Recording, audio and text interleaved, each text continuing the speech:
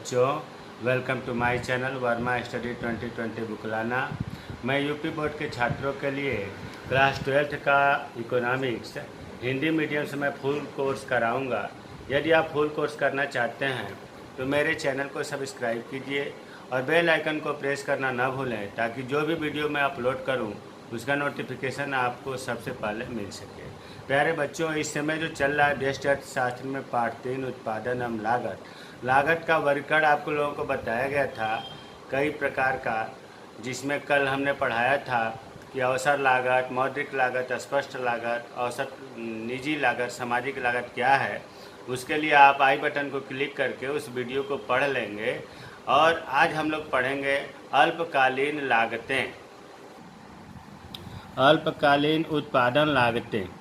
देखो बच्चों, इसके दो मुख्य है। स्थिर लागतें, जिसको अंग्रेजी में कहते हैं फिक्स्ड कास्ट, इसका एक और नाम है अनुपूरक लागत, और दूसरा है परिवर्तनशील लागतें, जिसको और नाम है प्रधान लागत, वेरिएबल कास्ट।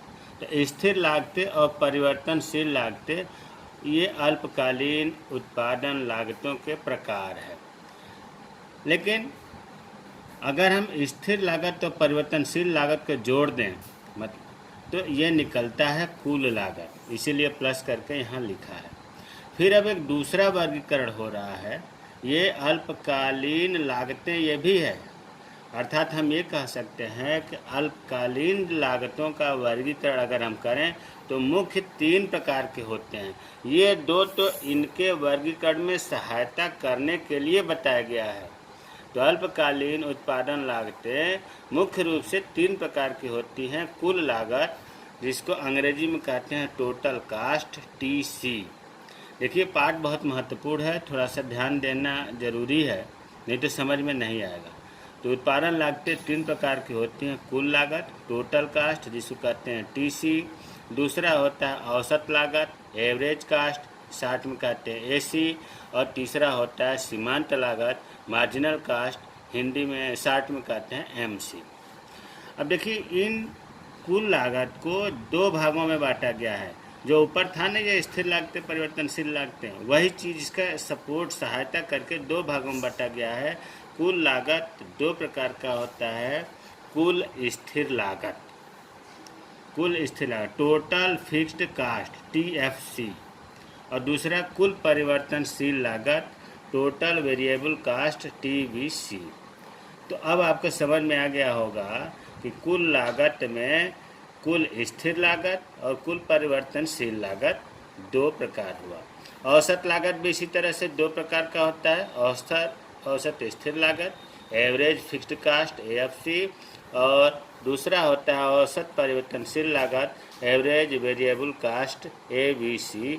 सीमांत लागत में स्थिर और परिवर्तनशील लागतों से बंटवारा नहीं होता है। तो अब आपको अल्पकालीन लागतें, कुल लागत, औसत लागत, सीमांत लागत का संक्षेप में जानकारी हो गया होगा। अब इस वीडियो में हम कुल लागत के दोनों प्रकारों के बारे में पढ़ेंगे। इन दोनों प्रकारों के बारे में पढ़ने से पहले जो स्थिर लागतें हैं और परिवर्तनशील लागतें, इनका समझना बहुत ज़रूरी है, ताकि ये TFC और TVC हमें समझ में आ जाए। तो अब आते हैं स्थिर लागतें क्या है, फिक्स्ड कास्ट। देखिए, उत्पादन में भी इससे पहले बताया गया था स्थिर साधन और परिवर्तनशील साधन। तो यहाँ लागतें, इससे नाम से ही लग रहा है कि स्थिर साधनों पर जो खर्च होता है उसे हम स्थिर लागतें कहते हैं, और जो परिवर्तनशील साधनों पर खर्च होता है उसे परिवर्तनशील लागतें कहते हैं। स्थिर लागतें कौन कौन हो सकता है? देखिए, अगर हम देखें, जो साधन हैं वो 5 प्रकार का बताया गया था। भूल, श्रम, पूंजी, संगठन, साहस। साहस को उद्यमी भी कहते हैं। तो इसमें श्रम जो है परिवर्तनशील लागत है, बाकी सभी स्थिर लागत हैं। स्थिर लागत का मतलब ये हुआ कि जो यहाँ से यहाँ तक लिखा है, यह उत्पादन लागत का वंश है, जो चाहे उत्पादन कम हो या ज़्यादा या बिल्कुल ना हो, स्थिर रहता है। इसे अनुपूरक लागत भी कहते हैं। देखो बच्चों, रटने से काम नहीं चलेगा। अगर फर्म या उत्पादक कोई उत्पादन कर रहा है तो यहाँ पहले ये समझिए कि स्थिर लागत मतलब उत्पादन कम हो या बहुत ज़्यादा हो या बिल्कुल ना हो, फिर भी ये लागत आपको आएगी। इतना खर्चा करना पड़ेगा मालिक को, जिसको कहते हैं स्थिर लागत या अनुपूरक लागत। जैसे उदाहरण में भूमि और भवन का किराया। उस भूमि और भवन का किराया तो फिक्स है, उत्पादन हो या ना हो, उत्पादन शून्य हो, ये देना पड़ेगा। स्थायी कर्मचारी, परमानेंट कर्मचारी या मैनेजर की नियुक्ति हुई है तो उनका वेतन देना पड़ेगा। अगर लोन लिया गया है तो ब्याज होगा, उत्पादन हो या ना हो। ये खर्चे ऐसे हैं जो फिक्स है, स्थिर है, ज़रूर देना पड़ेगा। बीमा व्यय, अगर बीमा हुआ है तो उसका प्रीमियम देना पड़ेगा। बिजली व्यय, स्टेशनरी पर व्यय, मशीनों की घिसा, ये जो है स्थिर लागतों के उदाहरण है। तब आप लोगों को समझ में आ गया होगा कि स्थिर लागतें लागत का वंश है जो उत्पादन कम हो या ज़्यादा या बिल्कुल ना हो, स्थिर रहता है। इसे हर हाल में मालिक को देना पड़ता है। परिवर्तनशील लागतें, वेरिएबल कास्ट, नाम से ही लग रहा है कि वेरिएबल कास्ट, इनमें परिवर्तन होगा। यह कुल लागत का वंश है जो उत्पादन के बढ़ जाने से बढ़ता है तथा घटने के साथ घटता है। यदि उत्पादन किसी समय बिल्कुल ना हो तो परिवर्तनशील लागत भी शून्य हो जाती है, बिल्कुल समाप्त हो जाती है।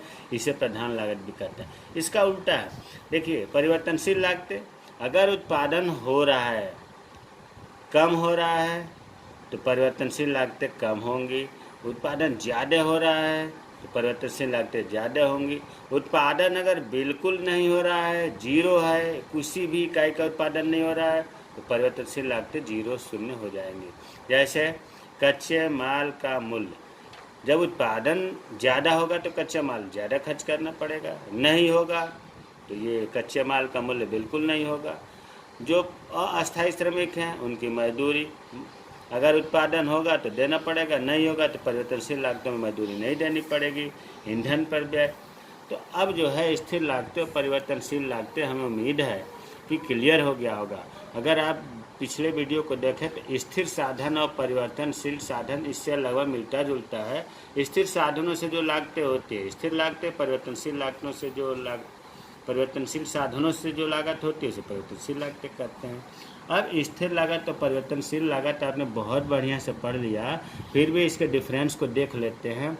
स्थिर लागत, यह आपको बताया गया कि यह उत्पादन के केवल अल्पकालीन अवधि में उत्पन्न होती है। कोई उत्पादन करता अल्पकाल में स्थिर लागत को नहीं बढ़ा सकता है, तो यह स्थिर लागत केवल अल्पकालीन अवधि में उत्पन्न होती है। परिवर्तनशील लागत अल्पकालीन में भी होगी और दीर्घकालीन में भी होगी। दूसरा, स्थिर लागत का संबंध उत्पादन के स्थिर साधनों से है, भूमि, पूंजी, संगठन, साहस। परिवर्तनशील लागत का संबंध उत्पादन के परिवर्तनशील साधनों से, श्रम से। श्रम परिवर्तनशील साधन है। स्थिर लागत रेखीय रूप से TFC वक्र एक्स एक्सिस के अक्ष के समांतर होता है। जब हम इसे ग्राफ पर फिक्स करेंगे तो यह जो एक्स हो के इक्वल होगा, जैसे ये है, तो इस तरह से ये स्थिर लागत बनता है। ये आगे और क्लियर हो जाएगा। जबकि परिवर्तनशील लागत में TBC वक्र उल्टा एस आकृति का होता है। तीसरा पॉइंट आगे क्लियर होगा। चौथा अंतर, स्थिर लागत का अर्थ यहाँ से लिख सकते हैं जो ऊपर लिखा गया है, परिभाषा या अर्थ। परिवर्तनशील का यहाँ अर्थ लिख सकते हैं। पांचवा अंतर उदाहरण से हो जाएगा। स्थिर लागतों में आप लिख सकते हैं स्थायी कर्मचारियों का वेतन, भूमि और भवन का किराया, मशीनों की घिसावट, बिजली व्यय, इसमें हो गया। परिवर्तनशील लागत में ईंधन पर व्यय, श्रमिकों की मजदूरी, कच्चे माल का मूल्य, ये उदाहरण हो गया।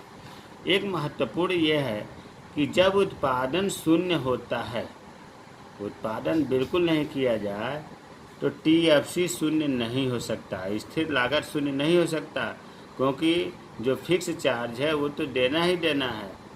और जब इसमें परिवर्तनशील लागत में जब उत्पादन शून्य होता है तो TBC भी शून्य होता है। अभी हमने बताया कि परिवर्तनशील लागत जो है वो उत्पादन के साथ साथ घटता है, बढ़ता है, शून्य होने पर शून्य हो जाता है। तो स्थिर साधन और स्थिर लागत और परिवर्तनशील लागत के बारे में आप समझ लिए। अब अल्पकालीन लागतें मैंने बताया था कि 3 प्रकार के होते हैं, कुल लागत, औसत लागत, सीमांत लागत। तो इस वीडियो में हम कुल लागत के बारे में पढ़ेंगे।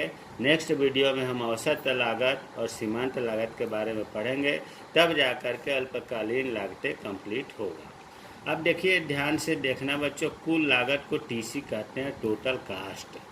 नाम से ही लग रहा है, बहुत आसान परिभाषा है, रटने से काम नहीं चलेगा। कि किसी भी वस्तु का उत्पादन अगर किया जाए और उसमें जो कुल धन व्यय होता है वही कुल लागत है, नाम से ही लग रहा है। मान लीजिए साइकिल बनाने वाली कंपनी है और साइकिल बनाने में जो कुल खर्चा आता है उसी को कहते हैं कुल लागत।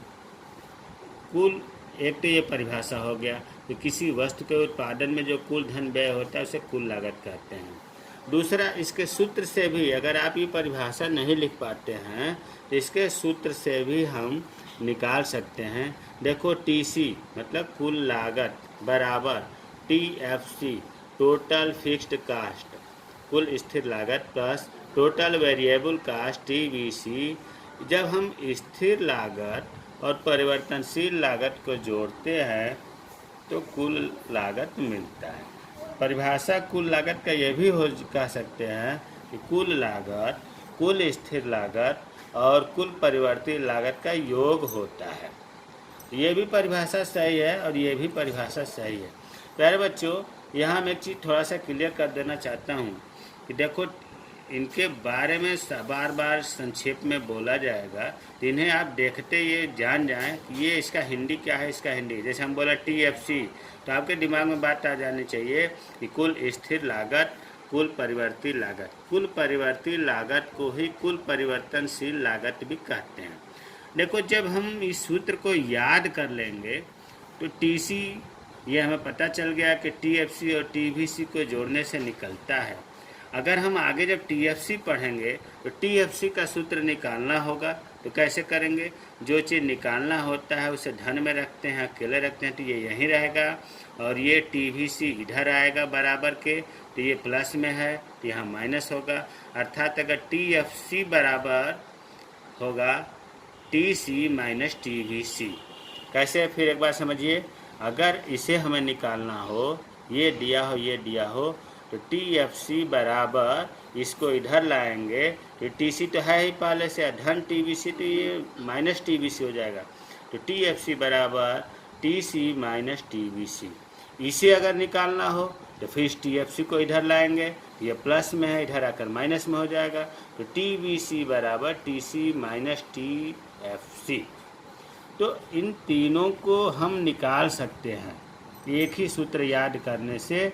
इसे भी ज्ञात कर सकते हैं, इसे भी ज्ञात कर सकते हैं, इसे भी ज्ञात कर सकते हैं। कुल लागत 2 प्रकार का होता है, कुल स्थिर लागत जिसको हम टीएफसी कहते हैं और कुल परिवर्तित लागत जिसको हम टीवीसी कहते हैं। प्यारे बच्चों, अगर हम स्थिर लागत की बात करें, केवल कुल हटा दें या कुल स्थिर लागत करें, ये एक ही चीज़ होगा। मतलब दोनों की परिभाषा टीएफसी का या एफसी का सेम चीज़ है कुल लागत के संदर्भ में। औसत लागत के संदर्भ में ऐसा नहीं होता है, तो यहाँ कन्फ्यूजन ना हो। अगर हम स्थिर लागत की परिभाषा पिछले अभी पेज पर पढ़े हैं तो वही चीज़ यहाँ कुल स्थिर लागत में होगा। उसी तरह से टीवीसी या वीसी, इन दोनों की परिभाषा एक होगी। तो कुल मिलाकर हमारे कहने का मतलब यह है कि कुल लागत 2 प्रकार की होती है, कुल स्थिर लागत जिसको टीएफसी कहते हैं, दूसरा कुल परिवर्तित लागत। तो टीएफसी को स्थिर लागत भी केवल कहा जाता है। अब इसकी परिभाषा, कुल स्थिर लागत मतलब टीएफसी उस लागत को कहते हैं जो उत्पादन के बढ़ने या घटने पर बढ़ती या घटती नहीं है बल्कि स्थिर रहती है। इसे टीएफसी या एफसी भी कहते हैं। अभी आपको पीछे सबसे पहले यही क्लियर किया कि स्थिर लागत क्या है, परिवर्तनशील लागत क्या है। स्थिर लागत में हमने बताया कि यह वह लागत होती है जो उत्पादन के बढ़ने से, उत्पादन के घटने से, उत्पादन के शून्य होने से कोई फर्क नहीं पड़ता, ये लागत फिक्स रहता है, स्थिर रहता है। वह लागत जो उत्पादन से कोई मतलब नहीं रखता, देना ही देना है, उसे स्थिर लागत कहते हैं। तो वही वाली परिभाषा इसमें आ गई। इसका सूत्र क्या होगा? अभी हमने यहाँ पक्षांतर करके बताया था कि TFC कुल स्थिर लागत निकालने के लिए इसको हम इधर लाएंगे तो होगा TC माइनस TBC। अगर ये परिभाषा आप नहीं याद कर पाते हैं TFC का, तो सूत्र से भी परिभाषा निकाल सकते हैं कि कुल स्थिर लागत कुल लागत और कुल परिवर्ती लागत का अंतर होता है। हम इसी सूत्र से ही परिभाषा वही चीज लिखा है, कुल स्थिर लागत और कुल परिवर्ती लागत का अंतर होता है। तो कुल स्थिर लागत की परिभाषा आपको समझ में आ गया होगा। अब इसको हम ग्राफ के माध्यम से समझते हैं। इधर मान लो उत्पादन की मात्रा हमने लिख दिया, इधर लागत लिख दिया। कौन सा लागत लिख दिया? TFC। अब ध्यान दो कि अगर जीरो कुछ भी, इधर उत्पादन की मात्रा लिखा है, उत्पादन फर्म कुछ भी नहीं कर रहा है। मान लो कोरोना महामारी की वजह से उत्पादन कंपनी बिल्कुल बंद है, एक भी इकाई का उत्पादन नहीं हो रहा है, फिर भी जो स्थिर लागत है, बिजली व्यय, घिसावट, स्थायी कर्मचारियों की मजदूरी, भूमि का किराया, पूंजी का ब्याज, जो स्थिर लागत है, मान लिया को 15,000 रुपये के मतलब 15,000 रुपये। जब एक भी इकाई का उत्पादन नहीं हो रहा है तब भी 15,000 स्थिर लागत आया। अगर एक इकाई का एक मशीन का उत्पादन हुआ तब भी स्थिर लागत 15,000 आएगा। 2 इकाई का हुआ, स्थिर लागत बढ़ता नहीं है, वो तो फिक्स है, बढ़ता तो परिवर्तित लागत है। अगर 2 मशीन का उत्पादन हुआ तब भी स्थिर लागत 15,000 हुआ, 3 का उत्पादन हुआ तब भी 15,000 का हुआ। अब इन बिंदुओं को जब मिलाएंगे तो हमारी TFC कुल स्थिर लागत वक्र x अक्ष के समानांतर होती है। ये एकदम दिमाग में बात बैठ जाना चाहिए कि कुल स्थिर लागत रेखा x अक्ष के समानांतर, इसके जैसे, इसके बराबर में होती है।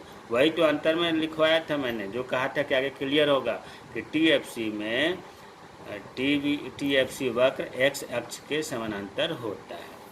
यहाँ हमने कुछ बात लिखा, ध्यान दें। कुल स्थिर लागत वक्र x अक्ष के समानांतर होती है, अभी आपने देख लिया। ये उत्पादन शून्य होने पर भी होती है, उत्पादन 0 है तब भी 15,000 का स्थिर लागत आ गया। ऐसी स्थिति में जब कुल उत्पादन शून्य होता है तो कुल स्थिर लागत कुल लागत के बराबर होती है। यहाँ ध्यान दो बच्चों, जैसे TC का हमने सूत्र बताया है, TFC प्लस TVC, कुल स्थिर लागत और कुल परिवर्तित लागत को जोड़ते हैं तो कुल लागत आता है। और उत्पादन जब बिल्कुल हो नहीं रहा है, TBC 0 है, मान लिया TBC 0 है, तो फिर TFC में 0 जोड़ेंगे तो TFC होगा। तो जब परिवर्तित लागत 0 होगा तो लास्ट में ये निष्कर्ष निकलेगा कुल लागत बराबर कुल स्थिर लागत, क्योंकि परिवर्तित लागत 0 है। क्यों 0 है? क्योंकि उत्पादन नहीं हुआ। तो अब कुल स्थिर लागत आपको समझ में आ गया होगा।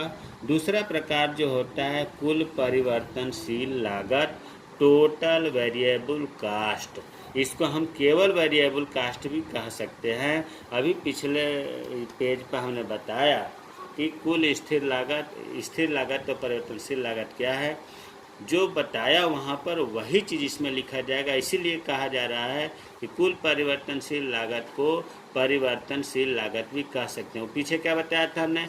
यही बताया था कि परिवर्तनशील लागत का वंश होती है, जो उत्पादन की मात्रा बढ़ने पर बढ़ती है, उत्पादन की मात्रा घटने पर घटती है। उत्पादन जब शून्य होता है तो परिवर्तनशील लागतें शून्य हो जाती हैं। वही चीज़ लिखा है। इसका सूत्र TBC, जिसको एक सूत्र याद हो गया TC का, वो TFC का भी सूत्र निकाल लेगा, TBC का भी निकाल लेगा। अगर हमें ये चीज़ निकालना है तो इसको इधर बराबर के तरफ लाना पड़ेगा। ये धन में है तो ऋण हो गया, तो TC माइनस TFC, देखो TC माइनस TFC, ये इसका सूत्र हो गया। परिभाषा अगर इसका ये नहीं याद हो पा रहा है तो सूत्र से भी लिख सकते हैं कि कुल परिवर्ती लागत कुल लागत और कुल स्थिर लागत का अंतर होता है।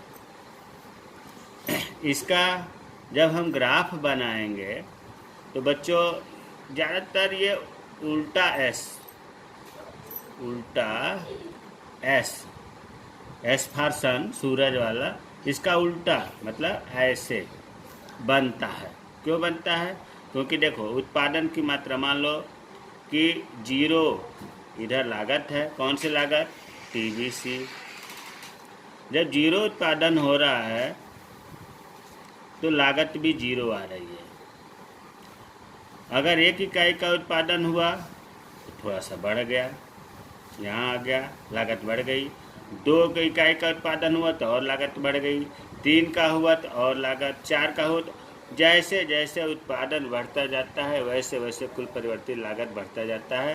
क्योंकि इसमें कच्चे माल का मूल्य, श्रमिकों की मजदूरी, ये सब जो है उत्पादन की मात्रा के लिए बढ़ाएंगे तो खर्चा बढ़ेगा, तो परिवर्तित लागत बढ़ता जाता है। ये उल्टा है सरकार का, इसलिए होता है कि शुरू में स्थिर लागतें जो होती, परिवर्तनशील लागतें जो होती हैं बहुत ज़्यादा उत्पादन करती हैं, तो शुरू में उत्पादन तेज़ होता है, फिर कम होता है, फिर ज़्यादा तेज़ होने लगता है। इसलिए ये उल्टा एस आकार की संरचना बनती है। यहाँ लिखा है, ध्यान दें, जब उत्पादन शून्य होता है तो परिवर्तित लागतें नहीं होती हैं, मतलब शून्य होती हैं। आपको पहले ही बताया गया कि उत्पादन शून्य होगा तो परिवर्तित लागत शून्य हो जाएगा, जबकि स्थिर लागत शून्य नहीं होता था। इसका सूत्र जैसे उसमें बताया, टीसी बराबर टीएफसी, और टीबीसी जोड़ते हैं तो टीसी मिलता है। टीएफसी के लिए इस टीसी में से टीबीसी घटा दिया, टीबीसी के लिए टीसी में से टीएफसी को घटा दिया। तो ये जो है कुल लागत में कुल स्थिर लागत और कुल परिवर्तनशील लागत का अंतर क्लियर हो गया होगा। प्रश्न इम्तिहान में कैसे आता है? एक तो वो अंतर आ सकता है कि स्थिर लागत और परिवर्तनशील लागतों में अंतर कीजिए, जो आपको बहुत अच्छे से बताया जा चुका है। और दूसरा प्रश्न आ सकता है कि कुल लागत, जिसको कहते हैं टीसी, कुल स्थिर लागत टीएफसी तथा कुल परिवर्तनशील लागत टीवीसी को तालिका एवं रेखा चित्र द्वारा संबंध दर्शाइए। देखिए आंकड़े जो है रटे नहीं जाते हैं। अब जैसे मान लो कि उत्पादन की मात्रा, आंकड़े कैसे तैयार करते हैं ध्यान से देखिएगा। उत्पादन की मात्रा, मान लो कि कोई वस्तु पहले उत्पादन हुआ ही नहीं, 0, फिर एक वस्तु का हुआ, एक मशीन का हुआ, एक इकाई का हुआ। ये अपने मन में समझिए कि इकाई का हुआ कि मशीन का हुआ, 2, फिर 3, फिर 4, फिर 5 तक रहने देते हैं। टीएफसी स्थिर लागत, आपको पता है कि उत्पादन 0 हो या कितना हो, उत्पादन बढ़े या कितना हो घटे, टीएफसी फिक्स होता है। मान लिया कि 20,000 या 20 रुपये 20 इकाई टीएफसी है, मतलब उत्पादन 0 पर भी स्थिर लागत 20 आ गया, 20,000 आ गया, 20 रुपये आ गया, या रुपया यहाँ लिखा नहीं गया, आप मानिए। तो ये फिक्स होता है, तो सब में हो गया 20 20 20 20 20। अब टीबीसी, आपको पता है कि जब उत्पादन 0 होता है तो कुल परिवर्तित लागत 0 होता है। अब उसके बाद जैसे जैसे उत्पादन बढ़ता है वैसे वैसे टीबीसी बढ़ता जाता है। तो चलो मान लिया कि 1 इकाई का उत्पादन हुआ तो 8 हो गया, दूसरे का उत्पादन हुआ तो 14 हो गया, तीसरे का 18 हो गया, चौथे का 24 हो गया, पाँचवें का 35 हो गया। तो जो टीबीसी है इसको रटा नहीं जाता है, बस आप 0 से शुरू करिए, बढ़ते हुए क्रम में 10, 15, 25 बढ़ते हुए क्रम में, क्योंकि परिवर्तित लागत जो है उत्पादन बढ़ने के साथ साथ बढ़ता जाता है। ये अपने मन से ये भी आसानी से याद हो गया। और टीसी कैसे निकलेगा, आपको पता है कि टीसी का सूत्र जो होता है, टीसी बराबर टीएफसी प्लस टीवीसी, इन दोनों को जोड़ देंगे तो यह आ जाएगा। 20 0 जोड़ दिया 20, 20 8 जोड़ दिया 28, 34, 38, 44 और 55, 55। इस प्रकार ये आपके आंकड़े मिल गए। इनको आप ग्राफ पर तैयार कर देंगे। इधर एक उत्पादन की मात्रा 5 है तो 1 2 3 5 लिख दिया। मैं पहले से स्टेज में बनाया कि हो सकता है आप लोगों को समझ में ना आवे। और इधर अधिकतम संख्या 55 है तो हमने 10-10 का अंतराल लिया तो 60 तक कर दिया। ध्यान ये देते हैं कि बराबर दूरी पर चिन्ह लगाते हैं। अब उसके बाद मान लो कि हम सबसे पहले कुल स्थिर लागत तो देखो 0 ये है, 0 का 20 यहाँ से, फिर 2 का भी 20, क्योंकि स्थिर लागत सबका है 20, 3 का भी 20, 4 का भी 20, 5 का 20। फिर इसके बाद इसको हम मिला देंगे तो ये हमारा कुल स्थिर लागत तैयार हो गया, जिसको कहते हैं TFC। और ये भी आपको पता है कि TFC x अक्ष के समानांतर होता है, ये चीज़ क्लियर हो गया। अब इसको बनाते हैं TBC का।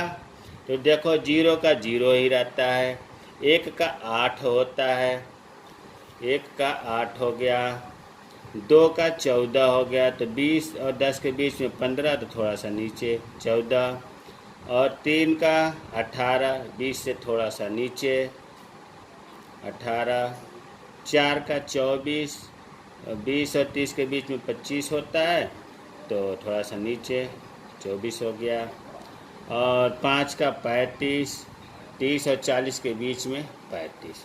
फिर इसके बाद इसको मिलाएंगे, हाथ से मिलाइए या स्केल से मिलाइए, ये वक्र है, रेखा नहीं है। ये हो गया आपका TBC। ध्यान दो, ये आप ध्यान से देख रहे होंगे, इसकी संरचना ऐसे है, ऐसे उल्टा S की, अगर ये बढ़ा जाए तो उल्टा S जैसा, तो TBC उल्टा S के संरचना की होती है। अब TC की बात आती है। TC तो देखो 0 का 20, ध्यान दो 20, 0 का 20, तो यहाँ से शुरू होगा, 20 पर चिन्ह लगा दिया। 1 का 28, तो 28 यहाँ लगा दिया, 30 से नीचे होगा, 1 का 28। 2 का 34, 35 से नीचे होगा। 3 का 38, 40 से नीचे होगा। 4 का 44, तो 4 का 44, 45 थोड़ा सा नीचे होगा, और 5 का 55 यहाँ होगा। फिर इसके बाद ऐसे मिला देंगे, तो जब ये मिलाएंगे तो ये हमारा TC होगा, TC। ये बहुत आसान है तालिका बनाना, और तालिका की सहायता से ग्राफ बनाना ये हुआ। तो हमें उम्मीद है कल्पकालीन लागतों में आपको कुल लागत और कुल लागत के दोनों प्रकार, कुल स्थिर लागत, कुल परिवर्तनशील लागत समझ में आ गया होगा। नेक्स्ट वीडियो में चलेगा औसत लागत। मेरे चैनल को सब्सक्राइब कीजिए ताकि मैं मोटिवेट हूँ, अच्छे से अच्छे इंटरेस्टिंग वीडियो बनाऊँ। जय हिंद, जय भारत। मुस्कुराते रहिए, खुश रहिए।